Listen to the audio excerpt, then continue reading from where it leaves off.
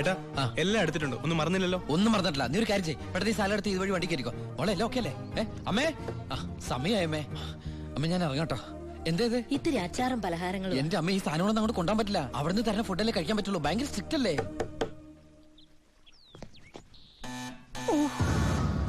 ആരോ ബെല്ലടിക്കുന്നുണ്ടല്ലോ. അല്ല ഹലോ, അവിടെ നിന്നേ നിന്നേ.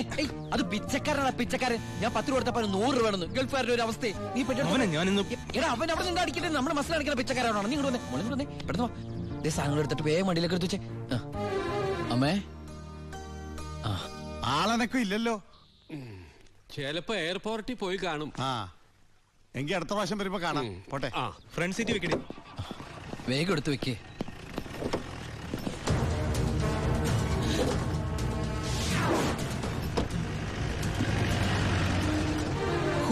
അയാള് പോയി. പൊറോട്ട എടുത്ത്. അയാള് വരുന്നു. ഓ, എന്തൊരു ചൂടാണത്, ഭയങ്കര ചൂട്. ഞാൻ ഒന്നുകൂടി കുളിച്ചിട്ട് വരട്ടെ. നാട്ടുവെള്ളത്തിൽ ഒന്ന് കുളിക്കണമെങ്കിൽ എത്ര നാൾ കഴിയണം? ദുബായ് കിട്ടുന്ന വെള്ളമാണോടാ? ഡീസൽ അല്ലേ, ഡീസൽ.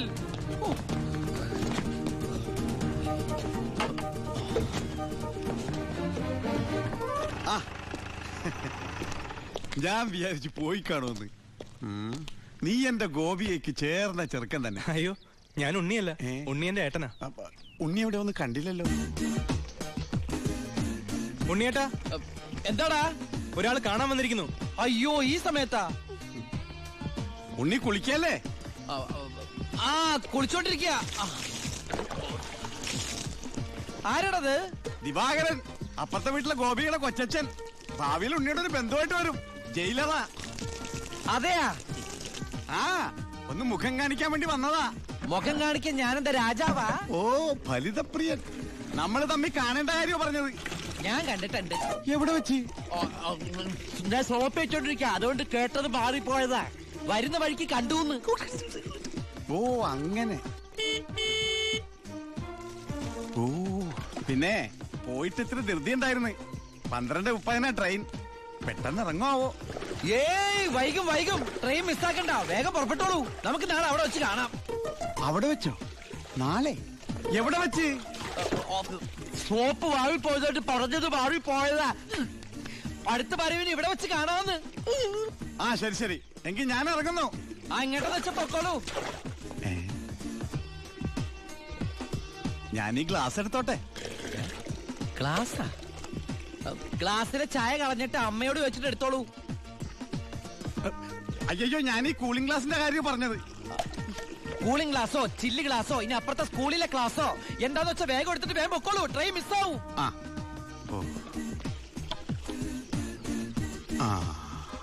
ഇനി ദുബായിക്കാരുടെ വീട്ടിൽ വന്നിട്ട് ഒന്നും തന്നില്ലാന്ന് വേണ്ട.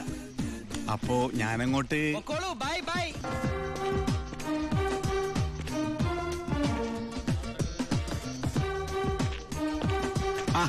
ഇതാര്? പണ്ടാർക്കലം വെച്ചിരിക്കണ എന്റെ ക്ലാസ്സാടാ. സത്യത്തിൽ ഇയാള് പോലീസ് അതോ കുള്ളനാ? കള്ളനാ? നീ നാട്ടിലൊക്കെ പോയൊന്ന് മിനിങ്ങിയിട്ടുണ്ടല്ലോടാ പരമശിവം. അത് സാറി ഗ്ലാസ് വെച്ച് നോക്കിട്ട് തോന്നണതാ. പരോള് കഴിഞ്ഞു വന്നപ്പോ നീ എനിക്കെന്താ കൊണ്ടുവന്നേ? വെച്ചാലിണങ്ങാത്തൊരു കൂളിംഗ് ഗ്ലാസ് തന്നില്ലേ? ഇവനാ? ഇത് ദുബായിലുള്ള എന്റെ ഒരു ഫ്രണ്ട് തന്നതാ. ഫ്രണ്ടോ? ഫ്രണ്ട് എന്ന് പറഞ്ഞ ക്ലോസ് ഫ്രണ്ട്. ആ കക്ഷിയെ കൊണ്ട് എന്റെ വലിയേട്ടന്റെ മോളെ കെട്ടിക്കാൻ പോവാ. ചെറുക്കന്റെ സ്വഭാവമൊക്കെ അന്വേഷിച്ചിട്ട് പോരെ കല്യാണം? ഇല്ല പരമശിവ. ഞാൻ ആരാ? പോലീസാ. അപ്പൊ ആ സംശയവും തീർന്നു. ചെക്കനെ കുറിച്ചുള്ള ഫുൾ ഡീറ്റെയിൽസ് എടുത്തു. അവന് 24 ക്യാരറ്റാ. എന്റെ വ്യാകുല മാതാവ്, എന്നെ കൊല്ലും. ഇത് കണ്ട? ഇതവന് ദുബായിക്കുള്ള കത്താ. എന്തിനാ ഇപ്പൊ കത്ത്? കാര്യം അങ്ങോട്ട് നേരിട്ട് പറഞ്ഞൂടെ? അതിനവൻ ദുബായിക്ക് പോയില്ലേ? അവൻ ദുബായിലെത്തി. ഇത് വെറും ഒരു കത്ത് മാത്രമല്ല, ഒരു ലിസ്റ്റ് കൂടെ ഉണ്ട്. ഒരു DVD, ഒരു TV, ഒരു മൊബൈൽ, അങ്ങനെ ചിന്ന സാധനങ്ങള്. പോലീസല്ലേ മോനെ, ഓസിന് കിട്ടിയാ വിടുവാ. കാശിനൊക്കെ ഇപ്പൊ എന്താ വില? ടൈറ്റാ. ചിന്നാടൻ ബാബുവിനെ ആശുപത്രിയിലാക്കാൻ വേണ്ടി ലക്ഷങ്ങൾ ഏമാർക്ക് വീശിന്നാണല്ലോ കേട്ടത്. പോടാ. അത് ശരി. അപ്പൊ അതാണ് അവനോട് കാണാത്തത്.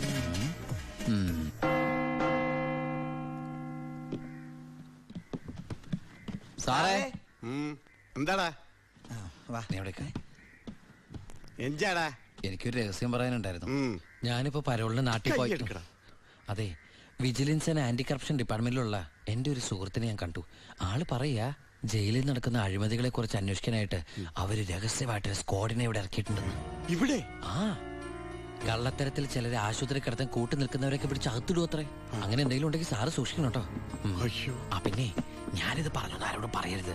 നമ്മുടെ ഡോക്ടറുടെയും സൂപ്രണ്ട് സാറിന്റെയും പണി പോകുന്ന എനിക്കിത് കാണണം. അവര് കുറച്ചുനാൾ തിന്നട്ടേന്നുണ്ടാ. എന്താ സാർ? ഉണ്ട കൊണ്ട് പോയതാ. ആരെ? ഒന്നുമില്ല.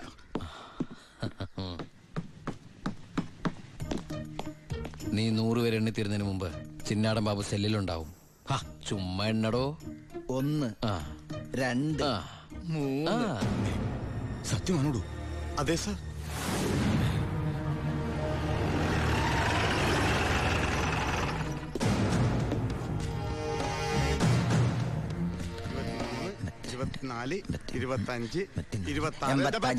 എന്താ കണക്ക് തെറ്റിക്കുന്ന? ഇത് വേറെ കണക്കാണ് സാറേ. ഈ എന്റെ കണക്ക് തെറ്റി. ഞാൻ എവിടെ നിർത്തിയത്? നീ നിർത്തിയതല്ല 85 മുതൽ ഞാൻ ഇവിടെ 85 86.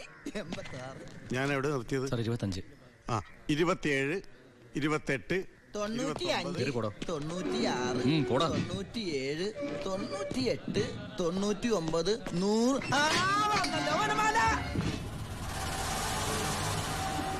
ഹായ്, എവിടെയായിരുന്നു? എവിടേക്ക് അന്വേഷിച്ചെന്നറിയാമോ? പത്രത്തിൽ കൊടുക്കാൻ പോയതാ. എന്താടാ നീ സൂക്ഷിച്ചോ?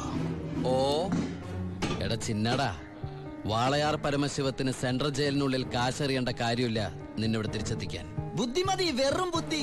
നീയല്ലേ പറഞ്ഞത് എന്നെ ഇവിടെ ഇട്ട് കൊല്ലൂന്ന്? എന്നിട്ട് ഞാൻ പരോളിന് പോയി തിരിച്ചു വന്നപ്പോ നീ ആശുപത്രി പോയി കിടന്ന പിന്നെ എന്നെ ആര് കൊല്ലും? ഇവൻ എന്നെ മൂടോട്ടാക്കി അടങ്ങുള്ളൂ. പിന്നെ മതി മതി, പോയി റെസ്റ്റ് എടുക്ക.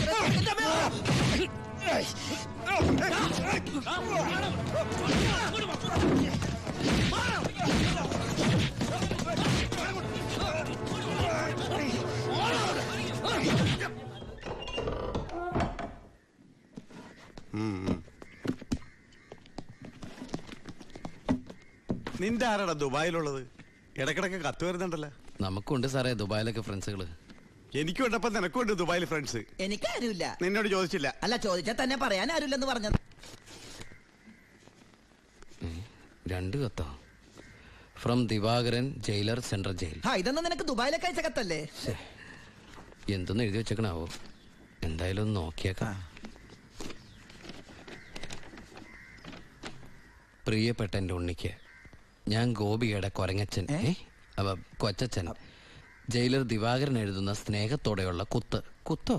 ഈ ജയിലിലെ ശീലം വെച്ച് എഴുതിയായിരിക്കും കുത്തേ. കുത്തും കത്തും തിരിച്ചറിയാത്ത നമ്മൾ തമ്മിൽ നേരിട്ട് പരിചയമില്ലെങ്കിലും എനിക്ക് ഗിഫ്റ്റ് ആയിട്ട് DVD, TV, മൊബൈല്, ഇതൊക്കെ അയാളുടെ അപ്പനോടൊന്ന് വയ്ക്കട്ടെ. ബാലുവിന്റെ കത്ത.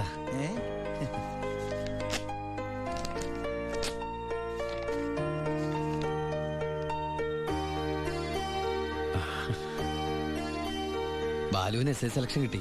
അവൻ ട്രെയിനിങ്ങിന് ചേർന്നു. ബെസ്റ്റ്. ആദ്യത്തെ പോസ്റ്റിംഗ് ഈ ജയിലിലും ആയിരിക്കണം. അയ്യോ, അങ്ങനെയൊക്കെ സംഭവിക്കൂ? പറയാൻ പറ്റില്ല. നിന്റെ ബെസ്റ്റ് ടൈം അല്ലേ, ചിലപ്പോ അങ്ങനെ സംഭവിച്ചേക്കാം. ചുമ്മാ ഇരടാ, മനുഷ്യനോട് പൈലോ ഒന്ന് ടെൻഷൻ അടിക്കുമ്പോൾ അവന്റെ ഒരു തമാശ. എന്നാ നീ ഒരു മറുപടി എഴുത്. നിന്റെ ശിക്ഷ കഴിഞ്ഞിട്ട് ജോലിക്ക് കയറിയാ മതി.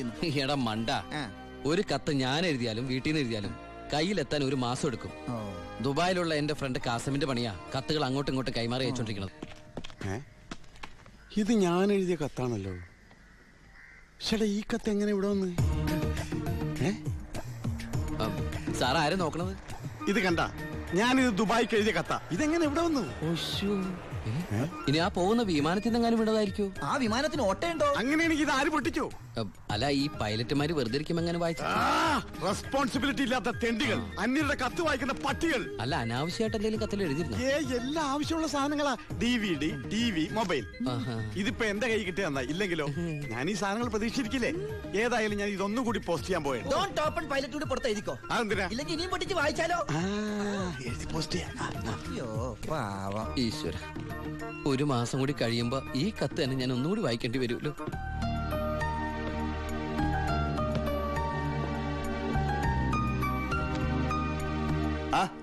എന്താടോ? വാ. താൻ പോയി ദിവാകരനോട് വരാൻ പറ. ഇരിക്കടോ.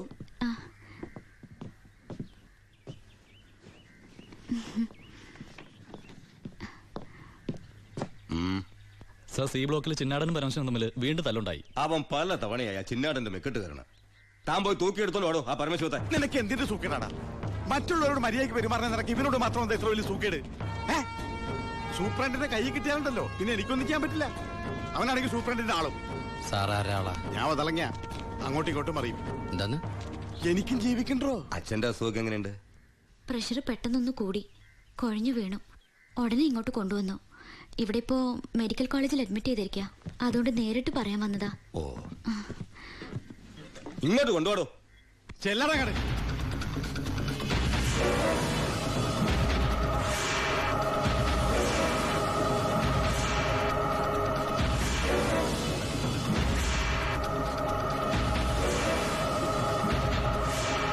കേറി ചെല്ലടങ്ങട്.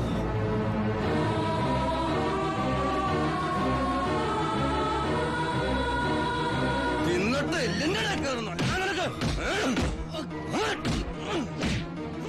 മോളെ നീങ്ങി പോരും. വാ.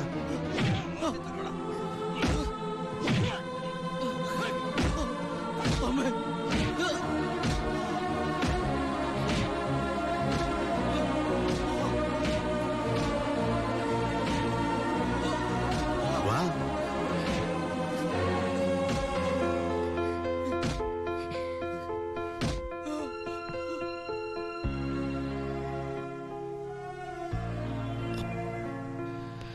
ഇടികൊണ്ടതിനേക്കാൾ വേദന അവളെ കണ്ടപ്പോഴായിരുന്നു. ഇനിയിപ്പോ വീട്ടുകാരറിയും, നാട്ടുകാരറിയും. അടുത്ത വണ്ടിക്ക് എന്റെ കുടുംബം മൊത്തം ഇവിടെ എത്തും. ഞാൻ ഈ കളിച്ച കളിയൊക്കെ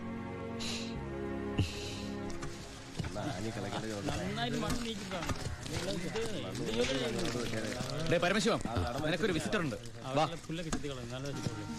ഈശ്വര, അമ്മയായിരിക്കും.